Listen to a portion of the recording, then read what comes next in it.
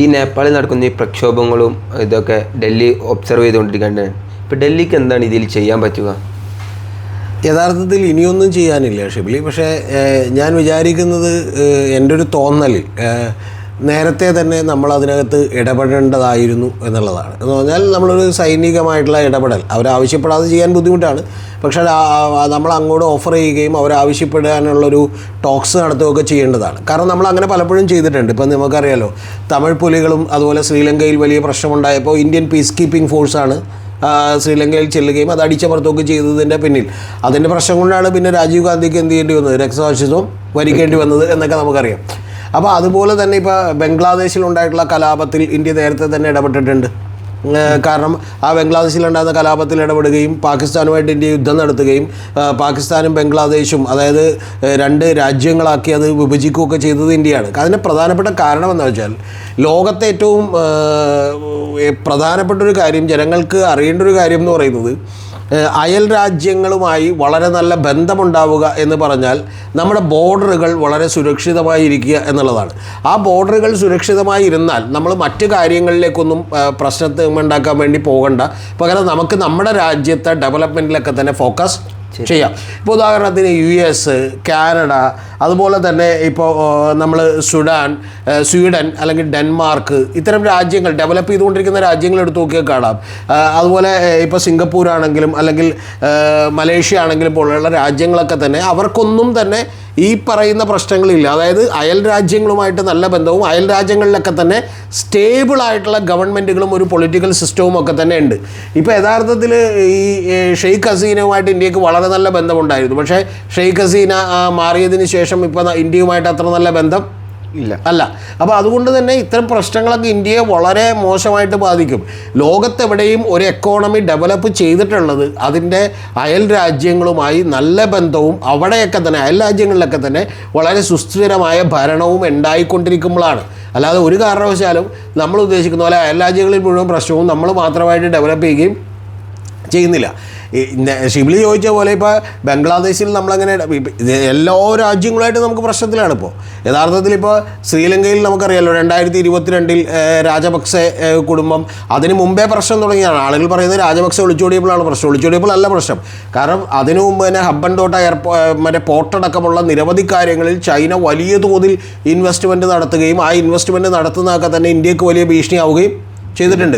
ശ്രീലങ്ക കടത്തിൽ പോയപ്പോൾ പോലും എൻ്റെ ഓർമ്മയിലെടുത്ത് പറഞ്ഞാൽ, തെറ്റാണെങ്കിൽ ഫിഗർ ചിലപ്പോൾ തെറ്റാണെങ്കിൽ ഏതാണ്ട് $4 ബില്യൺ അത്രയും വലിയ പണം ഇന്ത്യ ശ്രീലങ്കക്ക് കൊടുത്തിട്ടുണ്ട്. കാരണം ആ രാജ്യം സ്റ്റേബിളായി നിൽക്കേണ്ടത് നമ്മുടെ കൂടി ആവശ്യമാണ്. പല ആളുകളും അന്നൊക്കെ സാധാരണക്കാരായിട്ടുള്ള ആളുകൾ ചോദിച്ചിട്ടുണ്ട്, നമുക്ക് തന്നെ ഇവിടെ ആവശ്യത്തിന് പണമില്ല, അപ്പോൾ നമ്മൾ എന്തിനാണ് വേറൊരാളെ സഹായിക്കാൻ പോകുന്നതെന്ന് ചോദിച്ചിട്ടുണ്ട്. നമ്മൾ ഈവൻ പാകിസ്ഥാനെ സഹായിച്ചിട്ടുണ്ട്. പാകിസ്ഥാനിൽ വലിയ പ്രശ്നങ്ങളുണ്ടാകുമ്പോൾ നമ്മൾ പാകിസ്ഥാനെ പലപ്പോഴും സഹായിച്ചിട്ടുണ്ട്. പക്ഷേ പാകിസ്ഥാനിലെ ഭരണകൂടം ഒരിക്കലും ഇന്ത്യയുമായിട്ടൊരു സൗഹൃദത്തിലായിരുന്നില്ല. ഇടയ്ക്ക് ഇമ്രാൻഖാൻ വന്നപ്പോഴാണ് ഒരു ചെറിയ അയവ് അതിന് കിട്ടിയത്. അപ്പോൾ അയൂബ് ഖാൻ മുതൽ നിരവധി പട്ടാള മേധാവികളൊക്കെ തന്നെ ഇന്ത്യയായിട്ട് വലിയ പ്രശ്നത്തിലായിരുന്നു. അപ്പോൾ അത്തരത്തിൽ പലപ്പോഴും അവിടെയൊക്കെ ഇടപെടാൻ നമ്മൾ ശ്രമിച്ചുകൊണ്ടിരിക്കുകയായിരുന്നു. പക്ഷേ ചൈന ഇപ്പോൾ മ്യാൻമറിൽ നിന്നുള്ള പ്രശ്നങ്ങളുടെ ഒരു ചെറിയ പ്രശ്നം കൂടിയാണ് മണിപ്പൂരിലും അതുപോലെ പല പ്രദേശങ്ങളിലും എന്ത് ചെയ്യുന്നത് കാണാൻ കഴിയുന്നൊരു കാര്യം എന്ന് പറയുന്നത്. ഇന്ദിരാഗാന്ധി ഭരിക്കുന്ന കാലത്ത് ഷിബിലി അറിയേണ്ടത്, ഇന്ത്യയിലെ തന്നെ ഒരു സ്റ്റേറ്റിലേക്ക് വ്യോമസേന ആക്രമണം നടത്തേണ്ടി വന്നിട്ടുണ്ട്. അപ്പോൾ അത്തരത്തിൽ ഈ പറയുന്ന ആദിവാസി ഗോത്ര മേഖലകളിലേക്കൊക്കെ തന്നെ ഇപ്പോൾ മ്യാൻമറിൻ്റെ ബോർഡർ തന്നെ അതാണ് 600 കിലോമീറ്ററിലപ്പോഴാണ് എൻ്റെ ഓർമ്മയിലെടുത്ത് പറഞ്ഞാൽ. അപ്പോൾ അത്തരത്തിലുള്ള സംഗതികളൊക്കെ തന്നെ വലിയ തോതിൽ നമുക്ക് അവിടെ നിന്നുള്ള ആയുധങ്ങളാണ് ഇപ്പോൾ കുക്കികൾക്ക് കിട്ടുന്നതാണെന്നാണ് വലിയ ആരോപണമുള്ളത്. അപ്പോൾ അത്തരം കാര്യങ്ങളൊക്കെ സംഭവിച്ചുകൊണ്ടിരിക്കുകയാണ്. മ്യാൻമറിൽ ഈ പറയുന്ന പോലെ സൂചിയുടെ ഭരണം പോയതിന് ശേഷം, പട്ടാള അട്ടിമറി നടന്നതിന് ശേഷം അവിടെ ഒരിക്കലും സ്റ്റേബിൾ ആയിട്ടില്ലെന്ന് മാത്രമല്ല അവിടെ ചൈനയുടെ താല്പര്യങ്ങളാണ് നടന്നുകൊണ്ടിരിക്കുന്നത്. ബംഗ്ലാദേശിൽ യഥാർത്ഥത്തിൽ ഒരു മിലിറ്ററി ബേസ് വേണമെന്ന് അമേരിക്കയ്ക്ക് ഒരു ആഗ്രഹമുണ്ടായിരുന്നു. ആ മിലിറ്ററി ബേസ് കൊടുത്തിരുന്നെങ്കിൽ ചിലപ്പോൾ പ്രശ്നം ഉണ്ടാവില്ല. പക്ഷേ മിലിറ്ററി ബേസ് കൊടുക്കാത്തത് കൊണ്ട് അവിടെ വളരെ കൃത്യമായി ഓർഗനൈസ്ഡ് ആയിട്ടുള്ളൊരു പ്രക്ഷോഭം നടന്നു. ആ പ്രക്ഷോഭത്തിൻ്റെ ഭാഗമായി ഇപ്പോൾ അമേരിക്കയുടെ ഒരു പാവ ഗവൺമെൻറ് അവിടെ അധികാരത്തിലിരിക്കുന്നു. അപ്പോൾ ഇത്തരത്തിലുള്ള പ്രശ്നങ്ങൾ ലോകത്തെല്ലായിടത്തും നടന്നുകൊണ്ടിരിക്കുകയാണ്. നേപ്പാളിൽ നടന്നുകൊണ്ടിരിക്കുകയാണ്. യഥാർത്ഥത്തിൽ ഇന്ത്യയെ ബാധിക്കുന്ന ഏറ്റവും വലിയ പ്രശ്നം ഇത് ഇന്ത്യക്ക് ചുറ്റും നടന്നുകൊണ്ടിരിക്കുകയാണ് എന്നുള്ളതാണ്. അപ്പം നേരത്തെ ഞാൻ പറഞ്ഞ പോലെ ഇപ്പോൾ US-ലോ കാനഡയിലോ സിംഗപ്പൂരിലോ മലേഷ്യയിലോ അല്ലെങ്കിൽ സ്വീഡനിലോ ഡെൻമാർക്കിലോ ഇനി വേറെ ഒരു 50 രാജ്യങ്ങൾ കൂടി നമുക്ക് പറയാം. അത്തരം രാജ്യങ്ങളിലൊന്നും തന്നെ ഈ പ്രശ്നങ്ങൾ വലുതായിട്ടില്ല. അതുകൊണ്ട് അവർക്ക് എന്താ വെച്ചാൽ അവരുടെ എക്കോണമിയിലേക്ക് കംപ്ലീറ്റ് ആയിട്ട് ഫോക്കസ് ചെയ്യാം. നമുക്ക് നമ്മുടെ എക്കോണമിയിലേക്ക് ഒരു കാരണവശാലും ഫോക്കസ് ചെയ്യാൻ കഴിയില്ല. ഇപ്പോൾ ഈ നേപ്പാളിലെ പ്രശ്നം തന്നെ നമ്മൾ പറഞ്ഞല്ലോ. നേപ്പാളിലിപ്പോൾ പല നേതാക്കന്മാരും ഇപ്പോൾ ഈ ഏറ്റവും ആദ്യം തന്നെ ലാസ്റ്റ് ഞാൻ പറഞ്ഞിട്ടുള്ള ബാലേന്ദ്ര ഷാ എന്ന് പറയുന്ന ആ നേതാവ് തന്നെ സിവിൽ എഞ്ചിനീയറിംഗ് കഴിഞ്ഞാണ് അദ്ദേഹം M.Tech ചെയ്തത് ഈ കർണാടകത്തിൽ നിന്നാണ്. അതുപോലെ തന്നെ ബാബുറാം ഭട്ടാചാര്യ എന്ന് പറഞ്ഞാൽ ചണ്ഡീഗഡിൽ നിന്നാണ് അദ്ദേഹം എന്ത് ചെയ്തിട്ടുള്ളത്, ബിരുദമെടുത്തിട്ടുള്ളത്. അതിനുശേഷം JNUവിൽ അദ്ദേഹം PhD ചെയ്തിട്ടുള്ള ഒരാളാണ്. അപ്പോൾ അവർക്ക് ഈ സീതാറാം യെച്ചൂരി പോലെ അല്ലെങ്കിൽ ഇവിടെയുള്ള CPM-ൻ്റെ ലീഡേഴ്സൊക്കെ ആയിട്ട് വലിയ തോതിലുള്ള ബന്ധം ഉണ്ട്. കാരണം 2 പ്രമുഖമായിട്ടുള്ള പാർട്ടികൾ കമ്മ്യൂണിസ്റ്റ് പാർട്ടികളാണ്. അപ്പോൾ ഇത്തരം ആളുകളുമായിട്ടൊക്കെ തന്നെ അവിടെ വലിയ തോതിലുള്ള ബന്ധമുണ്ട്. ഏറ്റവും കൂടുതൽ ഹിന്ദുക്കളുള്ള ഒരു സ്ഥലമാണ് അവിടെ. അപ്പോൾ പക്ഷേ ഇതൊക്കെ ഉണ്ടെങ്കിൽ പോലും വലിയ തോതിലുള്ള അൺട്രസ്റ്റ്, വലിയ തോതിലുള്ള കലാപം, വലിയ തോതിലുള്ള അശാന്തി ആണ് ഇന്ത്യക്ക് ചുറ്റും നിറയുന്നത് എന്ന് പറഞ്ഞാൽ ഇന്ത്യക്ക് കൂടി അത് ഭാവിയിൽ വലിയ പ്രശ്നമായി മാറിയേക്കാം. കാരണം അമേരിക്കൻ സാമ്രാജ്യത്വത്തിൻ്റെയൊക്കെ ഇടപെടലുകൾ പല രീതിയിലും ഇന്ത്യയിലടക്കം ഉണ്ടാവാനുള്ള എല്ലാ സാധ്യതകളും ഉണ്ട്. പ്രത്യേകിച്ചും ഇപ്പോൾ ഉള്ളൊരു പ്രശ്നം എന്ന് പറയുന്നത് സോഷ്യൽ മീഡിയ മുഴുവൻ അമേരിക്കയുടെ കയ്യിലാണ്. അമേരിക്കക്ക് അത് ഈസിലി ഹാൻഡിൽ ചെയ്യാവുന്നേ ഉള്ളൂ. ടിക്ടോക്ക് ലോകത്തുണ്ടാക്കുന്ന സ്വാധീനത്തെക്കുറിച്ച് ആരും തന്നെ പഠിച്ചിട്ടില്ല. ഇപ്പോൾ ഇന്തോനേഷ്യയിലെ പ്രഭാവ സുബിയാന്ത് മുതൽ തുർക്കിയിൽ 1.5 ലക്ഷത്തോളം ടിക്ടോക്ക് 1,40,000-ഓളം വരുന്ന ടിക്ടോക്ക് അക്കൗണ്ടുകൾ ഹാക്ക് ചെയ്തുകൊണ്ടാണ് അവിടുത്തെയുള്ള ജനവികാരം മാറ്റിയത് എന്ന് പറയുന്ന സ്റ്റഡീസ് നിലവിലുണ്ട്. കേരളത്തിൽ തന്നെ 2016 നടന്നിട്ടുള്ള തെരഞ്ഞെടുപ്പിൽ 95ഓളം വരുന്ന നിയമസഭാ മണ്ഡലങ്ങളിൽ വലിയ സ്വാധീനം നടത്തിയത് സോഷ്യൽ മീഡിയ ആണെന്ന് പറയുന്ന ഡെക്കാൻ ഹെറാൾഡിൻ്റെയൊക്കെ റിപ്പോർട്ടുകളുണ്ട്. അപ്പോൾ ഇത്തരത്തിൽ പലപ്പോഴും അമേരിക്കയിൽ ഇത് വലിയ തോതിൽ ട്രംപ് കഴിഞ്ഞ തവണ, ഇപ്പോഴല്ല അതിനു മുമ്പ് ഭരണത്തിലിരിക്കുമ്പോൾ പോലും ഹാർവാർഡ് യൂണിവേഴ്സിറ്റിയുടെയൊക്കെ പഠനത്തിൽ ഇത്തരത്തിൽ വലിയ സ്വാധീനം സോഷ്യൽ മീഡിയയിലും അതുപോലെ വംശീയത സൃഷ്ടിക്കുന്നതിനൊക്കെ ഉണ്ടായിട്ടുണ്ട്, വേർതിരിവുകൾ ഉണ്ടാക്കുന്നതിനുണ്ടായിട്ടുണ്ടെന്ന് പറയുന്നുണ്ട്. ഇപ്പം മറ്റ് പല സ്ഥലങ്ങളിൽ ഈവൻ സ്വീഡനിലും ഡെൻമാർക്ക് പോലെയുള്ള സ്ഥലങ്ങളിൽ പോലും, അല്ലെങ്കിൽ ജർമ്മനിയും ഫ്രാൻസും പോലെ, ഇപ്പോൾ ഫ്രാൻസിൽ കലാപം ഉണ്ടായിക്കൊണ്ടിരിക്കുകയാണ്. അപ്പോൾ അത്തരം സ്ഥലങ്ങളിൽ പോലും ഈ പറയുന്ന സോഷ്യൽ മീഡിയയെ വംശീയമായിട്ടുള്ള അല്ലെങ്കിൽ ഈ പറയുന്ന പോലെ മതപരമായിട്ടുള്ള ജാതീയമായിട്ടുള്ള വിഭജനങ്ങൾക്ക് വേണ്ടി അതിഗംഭീരമായി ഉപയോഗിച്ചുകൊണ്ടിരിക്കുകയാണ്. ഇങ്ങനെ ഉപയോഗിക്കുന്നതിന് പക്ഷേ ഒരു കാര്യം കൂടി പറയാം, വെറുതെ അങ്ങോട്ട് ഏത് രാജ്യത്തിനും ഉപയോഗിക്കാൻ പറ്റില്ല. ഉപയോഗിക്കുന്നതിന് അനുകൂലമായിട്ടുള്ള സിറ്റുവേഷൻസ് കൂടി അവിടെ ഉണ്ടാവണം. ഉദാഹരണത്തിന് ഇറാനിൽ ഒരു ഹിജാബ് ഒരു പെൺകുട്ടിയുടെ തലയിൽ നിന്ന് ഇത്തിരി മാറിക്കിടന്നു എന്നുള്ള പേരിലാണ് മഹ്സ അമീനെ കൊല്ലപ്പെട്ടത്. ആ കൊല്ലപ്പെട്ടതിന് ശേഷം ഉണ്ടായിട്ടുള്ള വിപ്ലവം നമുക്കറിയാം. കാരണം സ്കൂളിലെ കുട്ടികളടക്കം വന്ന് തെരുവുകളിൽ വലിയ പ്രശ്നമായിരുന്നു. അതിന് പിന്നെ ഒരു കണക്കിനാണ് ഈ പറയുന്ന പോലെ ആയത്തുള്ള അലി ഖൊമൈനിയൊക്കെ അത് എന്ത് ചെയ്തത്, അടിച്ച് അമർത്തിയത്. പക്ഷെ അപ്പോൾ പോലും ഗവൺമെൻറ് ഒരുപാട് സ്റ്റെപ്പ് പുറകിലേക്ക് പോകേണ്ടി വന്നു. ഈ ബംഗ്ലാദേശിലും നമുക്കറിയാലോ, അതായത് ബംഗ്ലാദേശിൽ ട്രിഗർ ആയിട്ടുണ്ടായ വിഷയം മറ്റേ റിസർവേഷൻ ആയിരുന്നു. ആ റിസർവേഷൻ പിൻവലിച്ചു, പക്ഷെ അതിൽ നിന്നില്ല. ഇപ്പം ഇവിടെയും എന്താണ്, ഇവിടെയും ഈ സോഷ്യൽ മീഡിയ ആപ്പുകൾ അങ്ങോട്ട് നിരോധിച്ചു, അതിൽ നിന്നില്ല, സോഷ്യൽ മീഡിയ ആപ്പുകൾ പിൻവലിച്ചു. ഇപ്പം രാജപക്സെയും പിന്നീട് നിയമം മാറ്റാൻ തയ്യാറായി. പക്ഷെ അത് പിന്നെ കൃഷിയുടെ കാര്യമായതുകൊണ്ട് നാളെ മുതൽ മറ്റേ ഓർഗാനിക് അല്ലാത്ത കൃഷി ചെയ്തു എന്ന് പറഞ്ഞാൽ എന്ത് ചെയ്യാൻ പറ്റില്ല, ചെയ്യാൻ പറ്റില്ല. അപ്പോൾ ഒരു രാജ്യത്ത് ഇക്കോണോമിക്കലി ജനങ്ങൾ വലിയ തോതിൽ ഫ്രസ്ട്രേറ്റഡ് ആവുകയും അവർക്ക് വേറെ നിവൃത്തിയില്ലാതെയും തൊഴിലില്ലായ്മ പെരുകുകയും ഒക്കെ ചെയ്താൽ അത് വലിയ പ്രശ്നങ്ങളുണ്ടാക്കും. അതിൽ നിന്ന് ഇന്ത്യയും പഠിക്കേണ്ടതുണ്ട്. കാരണം ഇന്ത്യയിൽ തൊഴിലില്ലായ്മ ഇപ്പോൾ എന്ത് ചെയ്തുകൊണ്ടിരിക്കുകയാണ്. ഇന്ത്യക്ക് എന്തൊക്കെയാണ് അതിൽ നിന്നുണ്ടാകുന്ന ഒരു പാഠങ്ങൾ ഇപ്പോൾ ഈ രാജ്യങ്ങളിലൊക്കെ നടക്കുന്ന കാര്യങ്ങളിൽ? അല്ല, ഇന്ത്യ വളരെ വളരെ വിജിലൻ്റ് ആയിരിക്കണം എന്നാണ് എനിക്ക് ആദ്യമേ തന്നെ പറയാനുള്ളത്. കാരണം ഇന്ത്യയെ സംബന്ധിച്ചിടത്തോളം ഇപ്പോൾ ഇതിൽ ഈ ശ്രീലങ്ക, ബംഗ്ലാദേശ്, അതുപോലെ തന്നെ ഈ നേപ്പാൾ, ഇതിന് ഒരേ പാറ്റേണാണ്. ഈ സമരങ്ങൾക്കെല്ലാം ഒരേ പാറ്റേണാണ്. കാരണം വളരെ കൃത്യമായി ഒരു ചെറുപ്പക്കാരായിട്ടുള്ള ആളുകൾ അല്ലെങ്കിൽ കുട്ടികളായിട്ടുള്ള ആളുകളാണ് ഈ പ്രക്ഷോഭത്തിലേക്ക് എത്തിയിട്ടുള്ളത്.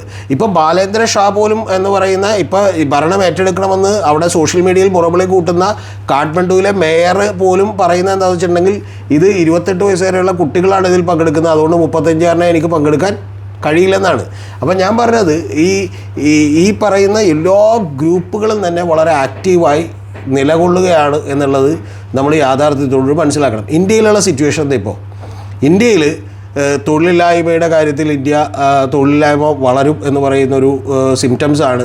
ഇപ്പോൾ അമേരിക്കയുടെ ട്രേഡ് താരിഫൊക്കെ കൂടി അതിൽ നിന്ന് പിൻവലിച്ചില്ലെങ്കിൽ അത് സത്യത്തിൽ എങ്ങനെയെങ്കിലും നമ്മൾ ആ പരിപാടി സെറ്റിൽ ചെയ്തേ പറ്റും. അല്ലെങ്കിൽ ഞാൻ വിശദമായ വീഡിയോ നേരത്തെ ചെയ്തിട്ടുണ്ട്, ഷിബിലിക്കറിയാം.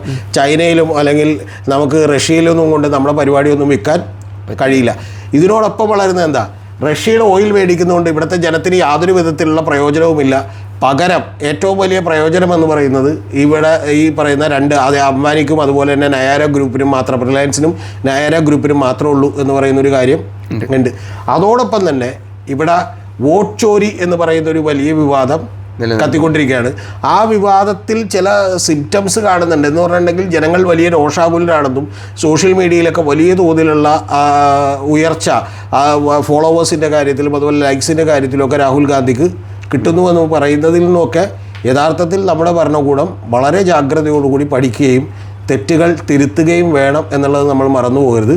പ്രധാനപ്പെട്ടൊരു കാര്യം കൂടി പറയാം. ഇപ്പോൾ ഇറാനിൽ സംഭവിച്ചിട്ടുള്ള പ്രശ്നം, സ്കൂൾ കുട്ടികൾ എങ്ങനെയാണ് പ്രക്ഷോഭത്തിന് ഇറങ്ങിയത് നമ്മൾ പഠിക്കേണ്ട ഒരു കാര്യമാണ്. ഓക്കെ, ആ സ്കൂൾ കുട്ടികൾ പ്രക്ഷോഭത്തിന് ഇറങ്ങാനുള്ള പ്രധാനപ്പെട്ട കാരണം എന്ന് പറഞ്ഞാൽ ഇറാനിൽ നിന്ന് പുറത്താക്കപ്പെട്ട, ഞാൻ അതിൻ്റെ ഡീറ്റെയിൽസൊക്കെ എനിക്ക് വേണ്ട മാത്യു സാമുവലിൻ്റെ ചാനലിലോ നാരദ ന്യൂസിലൊക്കെ ചെയ്തിട്ടുണ്ട്, അതുകൊണ്ട് ഞാനിപ്പോൾ ആവർത്തിക്കുന്നില്ല. ഇറാനിൽ നിന്ന് പുറത്താക്കപ്പെട്ട ഏതാണ്ട് 10ഓളം വരുന്ന ജേർണലിസ്റ്റുകളായിട്ടുള്ള സോഷ്യൽ മീഡിയ ഇൻഫ്ലുവൻസേഴ്സ് ആയിട്ടുള്ള ആളുകളുണ്ട്. അവരെല്ലാവരും തന്നെ അമേരിക്കയിലോ മറ്റു പല രാജ്യങ്ങളിലോ ഒക്കെ താമസമാക്കുകയും അവിടെ നിന്ന് ഡാൻസ് കളിക്കുകയും അവിടെ ഹിജാബൂരി വലിച്ചെറിയുകയും അതുപോലെ തന്നെ ആയത്തുള്ള അലി ഖുമൈനിക്കെതിരെയുള്ള വലിയ പ്രചരണം കൊടുക്കുകയൊക്കെ ചെയ്ത പല ആളുകൾക്കും 1 മില്യൺ 2 മില്യണൊക്കെ വരുന്ന ഫോളോവേഴ്സ് ഉണ്ട്. അപ്പോൾ അവരാലൊക്കെ തന്നെ ഇൻഫ്ലുവൻസ് ചെയ്യപ്പെടുന്ന ഒരു കാലഘട്ടത്തിലാണ് നമ്മൾ ജീവിച്ചുകൊണ്ടിരിക്കുന്നത് എന്ന് പറയുന്ന യാഥാർത്ഥ്യം ഉണ്ടാവണം. അതോടൊപ്പം ഇവിടെ തൊഴിലില്ല, ഭക്ഷണം കഴിക്കാനില്ല, അവന് നഷ്ടപ്പെടാനൊന്നുമില്ല, അവൻ ദിനം പ്രതി ചീറ്റ് ചെയ്യപ്പെട്ടുകൊണ്ടിരിക്കുകയാണ്, ചതിക്കപ്പെട്ടുകൊണ്ടിരിക്കുകയാണെന്ന് പറയുന്ന ഫീലിംഗ് ഉണ്ടെങ്കിൽ പ്രക്ഷോഭം വിജയിക്കും. ഇനി അതിൻ്റെ മറ്റൊരു അപകടം കൂടി പറയാം. ഇന്ത്യയിൽ തന്നെ ഈ അടുത്ത കാലത്ത് വിജയിച്ച പ്രക്ഷോഭം ഉണ്ടല്ലോ, അതൊന്ന് കർഷക സമരമാണ്. ഈ കർഷക സമരത്തിന് ഏതെങ്കിലും രാഷ്ട്രീയ പാർട്ടികൾ പിന്തുണ കൊടുത്തിരുന്നോ അല്ലെങ്കിൽ നയിച്ചിരുന്നോ? ഇല്ല. അതുപോലെ അണ്ണാ ഹസാരയുടെ സമരം, ഓക്കെ, അത് RSSൻ്റെ ബാക്കപ്പ് ഉണ്ടായിരുന്നൊക്കെ നമുക്ക് പറയാം. പക്ഷേ അത്തരത്തിലൊരു പിന്തുണ അവർക്ക് നേരിട്ടൊരു രാഷ്ട്രീയ പാർട്ടിയുടെ നേതൃത്വം പോലും ആ പിന്തുണക്ക് വേണ്ടി അല്ലെങ്കിൽ അത് ഏറ്റെടുക്കാൻ വേണ്ടി തയ്യാറായില്ല. ഒരു രാഷ്ട്രീയ പാർട്ടിയുടെ നേതൃത്വം ഒരു ഒപ്പോസിഷൻ പാർട്ടി ഭരണത്തിനെതിരെ ഒരു പ്രതിഷേധം നടത്തുകയാണെങ്കിൽ കുഴപ്പമില്ല. എന്താ കാര്യമെന്നറിയോ? അത് കുറച്ചുകൂടി ഓർഗനൈസ്ഡ് ആയിട്ടും അത് കുറച്ചുകൂടി കൃത്യമായിട്ടുള്ള ഒരു പ്രതിഷേധമായിരിക്കും. ചിലപ്പോൾ ഭരണം മാറിയാൽ ആ പ്രശ്നം തീരും. മറ്റതങ്ങനെയല്ല.